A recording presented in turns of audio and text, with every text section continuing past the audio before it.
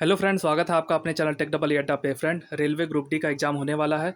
उसके लिए हम railway group D mock test series करके ले आ रहे हैं, जिसके अंदर हम आपके 2018 में जो आपके ग्रुप डी का पेपर हुआ था, उसके अंदर जो पेपर में मैथ के क्वेश्चन आए थे उनको ही सॉल्व करा रहे हैं।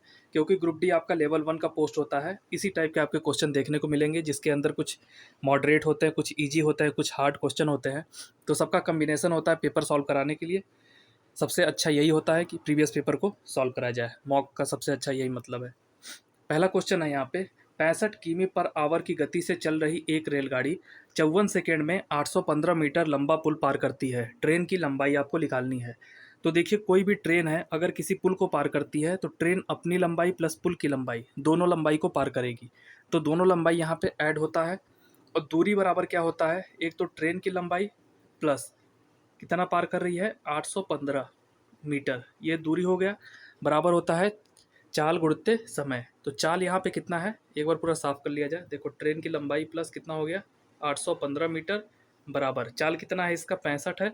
ये आपको दे रखा है किलोमीटर पर आवर, इसको आप चेंज कर लो मीटर पर सेकेंड में, 5/18 इंटू समय कितना दिया है वो आपको, 54 सेकेंड। ठीक, 54 हो गया, 18 तिहाई कितना हो गया, 54, और 65 में आपको गुणा करना है 15 का, और इसमें से आप माइनस करोगे क्या, 815। तो 65 में अगर 15 का गुणा करोगे, 15 पच्चीस कितना होता है, 75 की 7, और 15 छक्का 90, 7 कितना हो गया, 97।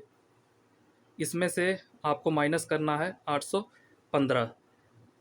यहाँ पे आप माइनस कर दो 815, तो आपकी डायरेक्ट क्या आ जाएगी, ट्रेन की लंबाई। अगर ये माइनस करोगे तो ये 5 में से 5 जाएगा, बचेगा 0, 7 में से 1 जाएगा 6, और 160 मीटर के आगे आपके ट्रेन की लंबाई। सिंपल आपको इक्वेशन था, चाल बराबर दूरी बटे समय, ये सबको पता होगा। उसको अप्लाई कैसे करते हैं ये आप देख सकते हो। इसके बाद अगला क्वेश्चन है, 12 सही 1/2% प्रति वर्ष साधारण ब्याज की दर से निवेश की गई राशि कितने समय में 3 गुनी हो जाएगी। देखिए, आपको यहाँ पे दिख रहा होगा 12 सही 1/2%। तो इसको आप बटे में कैसे लिख सकते हो, 1/8। ठीक, अब यही पूछा है, जो 8 धनराशि है ये कितने समय में अपनी 3 गुनी हो जाएगी। ठीक, तो 8 की धनराशि कितने समय में 3 गुनी हो जाएगी, ये आपको पूछा है। 8 का 3 गुना कितना होता है, 24। तो ये 8 तो क्या है, आपका मूलधन है, और जो मिलेगा मूलधन प्लस उस पे ब्याज। ठीक, तिगुनी होने के लिए 8 पे अगर आपको 16 रुपये का ब्याज मिलेगा तब आपका 24 हो जाएगा, और 24 क्या होता है, 8 का 3 गुना। इसका मतलब ब्याज आपको कितना मिला है, 16 रुपये। 16 रुपये ब्याज आपको सिंपल इंटरेस्ट से कितने साल में मिलेगा। तो यहाँ पे देखते हैं, 8, जैसे 12 सही 1/2 को आप क्या लिख सकते हो, 1/8। तो हर साल क्या मिल रहा है, 8 रुपये पे 1 रुपये का ब्याज मिल रहा है। तो 1 ईयर में आपको ब्याज कितना मिल रहा है, 1 रुपये का। तो आपको कितना निकालना है, 16 रुपये ब्याज कितने साल में मिलेगा। एक साल में 1 रुपये ब्याज मिल रहा है, तो 16 रुपये ब्याज कितने साल में मिलेगा, 16 साल में। तो 16 वर्ष में क्या हो गया आपका, ये जो अमाउंट है ये अपने आप की तीन तीन गुनी हो जाएगी। देखिए, जो लास्ट में अमाउंट होती है उसमें एक तो खुद का अमाउंट होता है, प्लस उसके अंदर ब्याज कितना मिल रहा है। तो 24 रुपये में एक तो 8 रुपये है, प्लस ब्याज क्या है, 16 रुपये। 8 + 16 कितना हो गया, 24। ठीक, तो सिंपल सा क्वेश्चन था। टिक करिए, आगे बढ़िए। अब अगला क्वेश्चन है आपका, ये भी देखिए काफ़ी इजी क्वेश्चन है। दो संख्याओं का लसा और मसा आपको दे रखा है 60 और 3। एक संख्या क्या है, 12, तो दूसरी संख्या आपको निकालना है। कोई भी संख्या, एक संख्या अगर 12 है, दूसरी संख्या आप मान के चलिए ए है।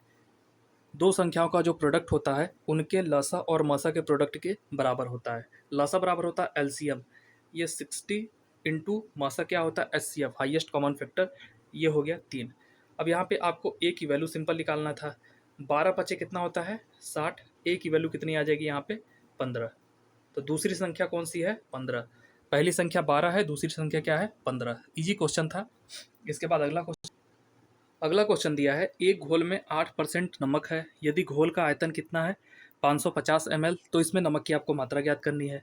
आपको दिया हुआ है, आयतन दे रखा है। देखिए भाई, ग्रुप डी का पेपर है तो थोड़ा इजी तो आएगा ही। कोई कोई क्वेश्चन, कोई कोई पेपर अगर टफ भी आता है तो वहाँ पे नॉर्मलाइजेशन से ज़्यादा नंबर मिलता है। तो यहाँ पे 550 का आपको सिंपल 8% निकालना है। यहाँ पर कर दोगे तो एक जीरो से एक जीरो खत्म, ठीक है, और एक जीरो बचा है। 8 5 कितना होता है, 40। 8 5 40 और 4 44। ठीक, बटे कितना हो गया, 10। 10 से ये खत्म, तो 44 ml आपका क्या हो जाएगा, इसमें नमक की मात्रा है। अब इसके बाद अगला क्वेश्चन है आपका, अगला क्वेश्चन है, ये देखिए अच्छा क्वेश्चन है आपका। एक समचतुर्भुज की एक भुजा की लंबाई आपको दे रखी है कितनी, 12 सेंटीमीटर, और इसके विकर्ण की लंबाई दे रखी है 12 सेंटीमीटर। दूसरे विकर्ण की लंबाई कितनी होगी। देखिए समचतुर्भुज दिया है तो हमेशा आप समचतुर्भुज को चतुर्भुज के टाइप का ही बनाइएगा, कभी भी वर्ग मत बना दीजिएगा। समचतुर्भुज की जिसकी चारों भुजाएं क्या होती हैं, बराबर होती हैं। अगर हम मान लेते हैं इसकी एक भुजा है ए और एक डायगोनल ये है, दूसरा डायगोनल ये है, दो डायगोनल है। डायगोनल का मतलब क्या होता है, विकर्ण। हिंदी में डायगोनल को विकर्ण कहा जाता है। तो जो इसकी भुजा होती है ये होती है 1/2 under root D1 square plus D2 का स्क्वायर। ठीक, ये फार्मूला से आपका आ जाएगा। और यहीं पे अगर आपको एरिया पूछ ले, दो डायगोनल दिया रहे, समचतुर्भुज का एरिया कितना होगा, 1/2 इंटू प्रोडक्ट ऑफ डायगोनल। यहाँ पे आपको एक भुजा का मान पूछा है, एक भुजा दिया हुआ है, एक डायगोनल दिया है, दूसरे डायगोनल का मान आपसे पूछ रखा है। तो इसमें पुट करेंगे तो ये हो जाएगा 12 बराबर कितना हो जाएगा, 1/2 अंडर रूट D1 आपका कितना दे रखा है, पहला वाला 12 दे रखा है, 12 का स्क्वायर प्लस 12 का स्क्वायर हो गया प्लस D2 आपसे पूछ रखा है। तो ये कितना हो जाएगा, 12 में 2 का गुणा करोगे तो ये हो जाएगा 24। तो ये हो जाएगा 24 का स्क्वायर बराबर कितना हो गया, अगर हम इसको देखें तो 144 प्लस D2 का होल स्क्वायर। ठीक, अगर हम ये हटा दिए, देखिए विकर्ण से ये अंडर रूट था, अंडर रूट को हटाने के लिए हमने इधर स्क्वायर कर दिया है। 24 का स्क्वायर होता है 576, 576 माइनस कितना हो जाएगा 144, ये किसकी वैल्यू हो जाएगी, D2 का स्क्वायर। तो 576 में 144 घटाएंगे तो D2 कितना आ जाएगा, 6 में से 4 जाएगा बचेगा 2, और 7 में से 4 जाएगा बचेगा 3, और 5 में से 1 जाएगा बचेगा 4। तो 432, D2 का स्क्वायर कितना आ गया है 432। तो यहाँ लिखते हैं थोड़ा साफ, D2 का स्क्वायर कितना आ गया है 432। तो अगर हम D2 निकालेंगे तो स्क्वायर से ये रूट आ जाएगा। 432 को आप क्या लिख सकते हो, 3 गुणित्ते 144। ठीक, तो यहाँ पे 144 से 12 बाहर कॉमन आ जाएगा और ये आपकी वैल्यू आ जाएगी 12√3। तो 12√3 इसकी दूसरे विकर्ण की लंबाई आ जाएगी। रोम्बस मतलब देखिए समचतुर्भुज को इंग्लिश में कहा जाता है रोम्बस। ये इसकी चारों भुजाएं बराबर होती हैं, लेकिन ये एंगल कभी भी 90 मत बना दीजिएगा, वो एक वर्ग बन जाएगा। ये इसके डायगोनल होते हैं। अगर आपको एरिया पूछेगा 1/2 डायगोनल का प्रोडक्ट, और अगर आपको पूछ रहा है एक कोई भुजा दे दिया है और इस भुजा का मान कितना होता है 1/2 अंडर रूट डायगोनल का स्क्वायर, D1 और D2 का स्क्वायर हो जाएगा। ठीक, यही फार्मूला इसमें यूज होगा। अब अगले क्वेश्चन पे चलते हैं। अगला क्वेश्चन है आपका, इस टाइप का क्वेश्चन बहुत आ रहा है ग्रुप डी में, पिछली बार आए थे इस टाइप के क्वेश्चन। यहाँ पे देखिए अंडर रूट के बाद 1 2 3 4, तो दशमलव को सबसे पहले क्लियर करते हैं। 4 अंक तक दशमलव लगा है तो 361 लिखिए, इंटू 10 के घाते क्या कर दो -4, और इसको कर दो अंडर रूट में, और यहाँ पे हो जाएगा x बराबर कितना है 1.9 को आप क्या लिख सकते हो 19 गुणित्ते 10 के घाते -1। तो जितना भी आपका दशमलव वाला होता है उसको 10 के पावर -1 -4 जो भी आ रहा है उस रूप में लिख लीजिए, आपका आंसर काफ़ी करेक्ट आएगा। तो यहाँ पे ये किसका होता है 19 का स्क्वायर होता है, 19 गुणित्ते अगर -4 है तो 2 बाहर आएगा। यहाँ आपका है x की वैल्यू बराबर 19 से, ये है 19 इंटू 10 के पावर -1। तो 19 से 19 खत्म, x की वैल्यू यहाँ पे कितनी आ जाएगी 10 के घाते -1 है, 10 के घाते 2 जाएगा तो वहाँ बचेगा 10। x की वैल्यू कितनी आ गई 10। अब इसके बाद अगला क्वेश्चन है आपका, अगला क्वेश्चन है नीचे दी गई संख्याओं में किसका वर्गमूल एक परिमेय संख्या है। पूर्ण संख्या कौन वाली आएगी, 144 का आप वर्गमूल करोगे 144 तो ये क्या आएगा 12। बाकी 136 का करोगे, ये किसी का पूर्ण वर्ग नहीं होता है, ये जो भी वैल्यू आएगी वो फ्रैक्शन में आएगी या तो दशमलव में आएगी। तो सिर्फ 144 ही है जिसकी संख्या वर्गमूल एक परिमेय संख्या है। ये भी इजी क्वेश्चन था। एक लैपटॉप का आपको मूल्य दे रखा है 23,500 में, बेचकर उस्मान 17.5% का लाभ प्राप्त किया है। 22.5% लाभ प्राप्त करने के लिए उसे लैपटॉप किस मूल्य पर बेचना चाहिए था। तो 17.5% का लाभ कमाया है, इसका मतलब 117.5 की वैल्यू कितनी आपको दे रखी है, 23,500। ठीक, अब आपको क्या लाभ कमाना है, 122.5% का। अब आपको कमाना है 122.5% का लाभ, तो इसका मूल्य आपको ज्ञात करना है 23,500 बटे यहाँ पे कितना हो जाएगा, 117.5 इंटू 122.5। इससे आप काटोगे तो यहाँ पे देखो 2 से गुणा, 11 दूनी कितना होता है 22, तो लगभग 2 बार में आपको पूरा चला जाएगा। ये 2 बार में पूरा चला गया। दशमलव को आप देख सकते हो, ऊपर 2 जीरो है, नीचे भी क्या है, एक दशमलव है, एक जीरो और यहाँ पे आएगा। अब इसमें आप गुणा करके देखोगे, क्योंकि देखो गुणा करने पे सारी वैल्यू क्या है, डिफरेंट है। आप सीधे गुणाई कर लो, 2 से गुणा करोगे, 2 पच्चे कितना हो गया 10, 2 दूनी 4, एक हो गया 5, 2 दूनी 4 और 2, ठीक है 24।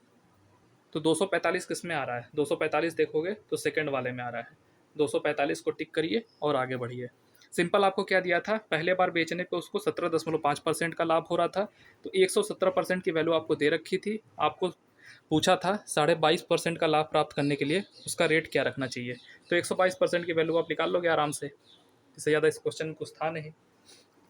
दो राज्य में दाल के एक विशेष ब्रांड पर 2 वर्षों की बिक्री निम्न तालिका में दी गई है, आंकड़े लाख में है। ठीक है, आपसे पूछा क्या है, देखिए आपको एक चार्ट दिया हुआ है, वर्ष 1 और वर्ष 2 तक बिक्री में अंतर का परसेंट आपको ज्ञात करना है। बिक्री के अंतर का परसेंट आपको ज्ञात करना है।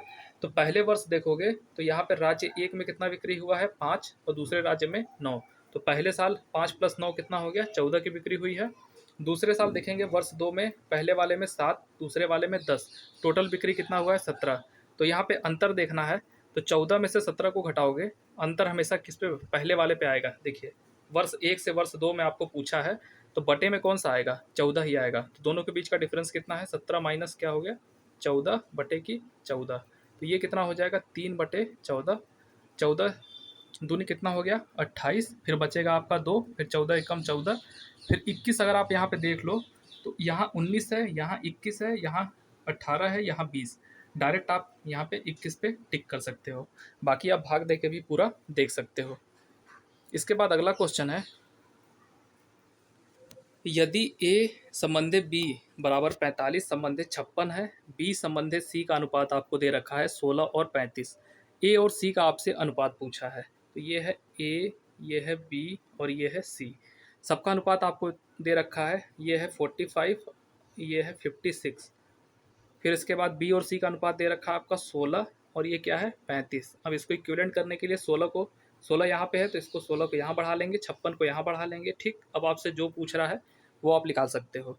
आपको क्या पूछा है, ए और सी का अनुपात आपको ज्ञात करना है, ए और सी का अनुपात आपको ज्ञात करना है। ठीक है, इसका अनुपात। अब यहाँ पे दोनों के अनुपात में क्या है, अगर हम 5 से काटेंगे, 5 नवा कितना होता है 45, 5 सत्ते कितना होता है 35, और 8 से अगर 16 को काटेंगे, 8 दूनी क्या होता है 16 और 8 अठाई 8 सत्ते 56 होता है, 8 सत्ते 56 हो गया। तो ए और सी का रेशियो कितना आ गया है, ए संबंधित सी, 9 दूनी कितना हो गया 18 संबंधित 7 सत्ते 49। ए और सी का रेशियो क्या आएगा 18 संबंधित 49। आपका राइट आंसर क्या होगा 18 संबंधित 49। इसके बाद अगला क्वेश्चन है आपका, अगला क्वेश्चन भी काफ़ी शानदार है। समान गति से चल रही एक रेलगाड़ी एक ही दिशा में जाते दो व्यक्तियों को क्रमशः 6 सेकंड और 6.4 सेकंड में पार करती है। पहला व्यक्ति 4.5 किमी पर आवर की गति से, जबकि दूसरा व्यक्ति 6.3 किमी पर आवर की गति से चल रहा है। तो किलोमीटर पर आवर में रेलगाड़ी की गति आपको निकालनी है। तो देखिए चाल बराबर होता है दूरी बटे समय, तीनों में आपका क्या कांस्टेंट आ रहा है। अगर हम आदमी को देखें ट्रेन के सामने तो उसकी कोई लंबाई नहीं होती है, तो ट्रेन अपनी ही लंबाई को पार करती है। दोनों कंडीशन में ट्रेन अपनी ही लंबाई को पार कर रही है, मतलब कि हमारे ट्रेन की लंबाई दोनों कंडीशन में क्या है कांस्टेंट। ठीक, तो पहले कंडीशन में ट्रेन की लंबाई क्या होती है, दूरी बराबर चाल गुणित समय। तो पहले केस में चाल कितना हो गया, मान लेते हैं ट्रेन की चाल है x, उसी दिशा में जा रही है, तो आपका ये आपका माइनस हो जाएगा 4.5 इंटू टाइम कितना लगा रही है 6 सेकेंड। तो यहाँ पे लिख दो 6 सेकेंड है, ये किलोमीटर पर आवर में है, तो इसको सेकेंड को घंटा में बदलने के लिए 3600 से हम डिवाइड कर दिए। सेकेंड वाले में क्या हो जाएगा, सेकेंड वाले में ट्रेन की चाल है x और दूसरे व्यक्ति की चाल है 6.3 और समय कितना ले रहा है 6.4 अपान कितना हो जाएगा 3600। बस आपको ये इक्वेशन लिखना था। दोनों कंडीशन में क्या है, ट्रेन की लंबाई क्या है, फिक्स है। तो ट्रेन की लंबाई चाल गुणित समय, पहले में चाल ये है, समय ये ले रहा है, दूसरे में चाल ये है, समय ये ले रहा है। 3600 से 3600 कट जाएगा, कोई दिक्कत नहीं है। अगर हम x को देखें तो यहाँ पे हो जाएगा 6x और इस वाले x को इधर ले आए तो -6.4x बराबर 45 में अगर 6 का गुणा करेंगे 5 6 30 और 5 1 24 30 270, ठीक। तो 1 से हटा लिए 27 हो गया माइनस। अब 63 में 64 का गुणा करेंगे, 64 तिहाई कितना हो जाएगा 192, 2 बचेगा 19। अब 64 64 छक्का कितना हो जाएगा 18 के 4, हाँ 18 के 4 384, 384 जोड़ दो 384। आप मल्टीप्लाई करके भी देख सकते हो। अगर आप इसको ऐड करोगे तो ये हो जाएगा 9 4, ठीक 403, 403। यहाँ पे 2 अंक पे दशमलव लगा है तो यहाँ पे लगा लेते हैं 2 अंक पे दशमलव। अब यहाँ पे x की वैल्यू कितनी आ रही है 0.5 और ये आएगा माइनस में। 6 में से 6.4 घटाओगे तो -0.4 आएगा। इधर भी क्या आएगा माइनस में वैल्यू, तो माइनस से माइनस खत्म हो जाएगा। 40 में 27 घटाओगे कितना बचेगा आपका 13.32। अब 13.32 में आप 0.4 का भाग दोगे तो आपका चाल निकल जाएगा किसका, ट्रेन का। यहाँ पे कितना है 0.4x बराबर कितना आया है 13.32। माइनस से माइनस हम काट चुके हैं, x की वैल्यू वहाँ कितनी आ जाएगी 13.32 बटे की कितना 4, 4 से फिर काटोगे 4 तिहाई कितना होता है 12, फिर एक बचेगा 13, 4 तिहाई 12, फिर आपका बच जाएगा 4 तिहाई 12। एक अंक पे यहाँ दशमलव लगा लो, ठीक। 33.3 किमी पर आवर आपकी ट्रेन की रफ्तार है, ठीक। तो यहाँ पे एक ही कॉन्सेप्ट यूज हुआ है, ट्रेन की लंबाई दोनों कंडीशन में क्या थी, फिक्स थी। तो ट्रेन की लंबाई से हम इक्वेशन बनाए दोनों से, फिर इक्वेट करके ट्रेन की हमने चाल मानी थी x की वैल्यू यहाँ पे फाइंड कर लेंगे। अब इसके बाद अगला क्वेश्चन है, समकोण त्रिभुज ABC में कोण B का मान आपको दे रखा है 90 डिग्री, भुजा दे रखी है AB 15, BC दे रखी है आपको 20 centimetre, sine A cos A अपन कॉस C साइन C का मान आपको पूछ रखा है। तो देखो B का मान आपको क्या दे रखा है 90 डिग्री, तो ये हो गया आपका B, ये हो गया A और ये हो गया आपका C। AB का मान आपको दे रखा है 15, BC का मान आपको दे रखा है 20, ट्रिपलेट लगाओगे 20 का स्क्वायर 400, 15 का 225, 400 225 625, ये आ जाएगा आपका 25, ठीक। अब आपको पूछा है साइन A कॉस A, तो सबसे पहले आप यहाँ पे लिख लो लाल बटे कक्का, ठीक। हिंदी मीडियम वालों को लाल कक्का ही होता है और इंग्लिश मीडियम वालों के लिए पंडित हरिप्रसाद हर हर बोल, उससे भी आप देख सकते हो। तो देखो साइन ए का मान पूछा है, ए यहाँ पे रखोगे तो ए इस कंडीशन में क्या हो जाएगा बेस, ठीक है। तो लंब बटे क्या होता है कर्ण, तो ए के लिए क्या लंब हो जाएगा 20 बटे कितना हो जाएगा 25 इंटू, सेकेंड केस में क्या है कॉस ए, कॉस होता है आधार बटे कर्ण, आधार कितना है आपका 15 बटे 25, नीचे क्या है कॉस सी, अब सी को लिया जाएगा तो सी के लिए बेस क्या हो जाएगा 20, कॉस बराबर होता है आधार बटे कर्ण, तो 20 बटे कितना हो जाएगा 25 इंटू साइन सी कितना हो जाएगा, साइन क्या होता है लंब बटे कर्ण, तो लंब इस केस में क्या हो जाएगा सी के केस में लंब हो जाएगा 15 बटे कितना 25। अब आप देखोगे ऊपर भी वही मान है और नीचे भी वही मान है, इससे ये खत्म इससे ये खत्म, टोटल कितना आया 1 आप टिक करिए और आगे बढ़िए।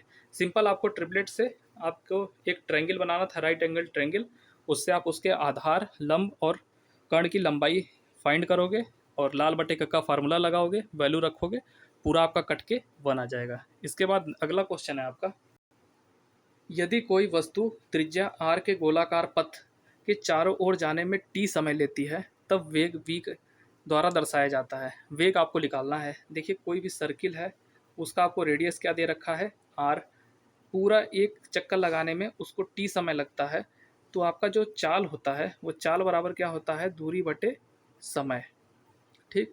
तो दूरी कितनी होगी, कोई भी एक सर्किल है, सर्किल की परिधि क्या होती है दूरी होती है, तो सर्किल की परिधि क्या होती है 2 पाई r, दूरी हो गई और समय कितना ले रहा है t सेकेंड, तो उसका चाल कितना हो गया 2 पाई r अपन t। इसके बाद अगला क्वेश्चन है आपका, दो खंभे जिनकी ऊंचाई आपको 5 मीटर और 8 मीटर एक समतल भूमि पर लंबवत लगे हैं, यदि उनके आधारों के बीच की दूरी 9 मीटर है तो उनके शीर्ष के बीच की दूरी क्या होगी। देखिए, एक खंभा ये है, दूसरा खंभा लगा हुआ है यहाँ पे। इन दोनों के आधार की दूरी कितनी दे रखी है, 9 मीटर, और खंभे की लंबाई कितनी दे रही है, 8 और 5 मीटर। तो दोनों खंभों के शीर्ष से उनकी दूरी पूछ रखी है। तो शीर्ष यहाँ पे है, शीर्ष से दूरी अगर आप निकालोगे, ठीक, तो ये तो हो गया 9 मीटर, और ये कितना है, 3 मीटर। 8 और 5 का डिफरेंस कितना है, 3। आपको निकालना है कर्ण। तो 9 का स्क्वायर कितना होता है, तो कर्ण कितना हो जाएगा, √9 स्क्वायर प्लस 3 स्क्वायर, ये कितना हो जाएगा, 81 प्लस 9, ठीक, अंडर रूट में ये कितना हो जाएगा, 90। तो 90 में से 9 9 इंटू 10 लिख सकते हो, 9 आ जाएगा, 3 बाहर और बचेगा अंदर 10। तो इनके शीर्ष से लंबाई कितनी हो जाएगी, ये कर्ण वाली ही लंबाई आपसे पूछ रखी थी, 10, ये हो जाएगा 3√10 इसकी शीर्ष से लंबाई हो जाएगी। अगला क्वेश्चन है आपका, एक इक्वेशन आपको दे रखा है, फिर उसके बाद आपको फाइंड करना है। तो अगर आप देखोगे इक्वेशन, अगर आप इसको फाइंड करने बैठोगे तो कम से कम आपका 3 से 4 मिनट यहाँ पे चला जाएगा, ठीक। और एग्जाम में आपके पास इतना टाइम नहीं होता कि पूरे इक्वेशन को सॉल्व किया जाए। तो यहाँ पे एक मेथड लगाते हैं, वो होता है यूनिट डिजिट। अगर आप आंसर को देखोगे तो 6, 0, 1 और 0, अगर आपका यूनिट डिजिट में 0 आ गया तब आपको एक और स्टेप करना पड़ेगा। लेकिन अगर यूनिट डिजिट में 6 और 1 आ गया तब आपका डायरेक्ट सॉल्व हो जाएगा यहीं से। तो सबसे पहले यूनिट डिजिट देखा जाए, 467 है और इंटू 467, तो ये आखिरी में क्या है, 7 गुणित्ते 7, 7 गुणित्ते 7, 7 से 49 होता है। आखिरी में यूनिट डिजिट कितना आएगा, 9, प्लस दूसरे का क्या है, 166 गुणित्ते 166, आखिरी का यूनिट डिजिट देखिए, 6 इंटू 6 कितना हो जाएगा, 36, यहाँ भी आएगा 6, माइनस आपको करना है 2 में, अगर आप 7 का गुणा करोगे तो 14 आएगा, उसका क्या हो गया 4, 4 का अगर 6 में गुणा करोगे, 4 छंग 24, तो यूनिट डिजिट कितना आ जाएगा, 4। तो आपका आखिरी प्लेस पे कौन सी वैल्यू आ रही है, 9 प्लस 6 माइनस 4, 6 में से 4 जाएगा, कितना बचेगा, 9 प्लस 2 कितना आएगा, 1। तो यूनिट डिजिट में आंसर में अगर आपके 1 आ रहा है वही आपका राइट आंसर होगा। अगर आप देखोगे थर्ड वाले यूनिट डिजिट में, यहाँ पे आखिरी में क्या आ रहा है, 1 आ रहा है, ये आपका राइट आंसर होगा। तो ये सेशन आपको कैसा लगा, प्लीज़ लाइक और कमेंट करके ज़रूर बताइएगा। अगर आप चाहते हो इस सेशन को कंटिन्यू रखा जाए तो ज़्यादा से ज़्यादा शेयर करो, और चैनल को पे नए हो तो प्लीज़ सब्सक्राइब भी कर लो। Thank you for watching this video.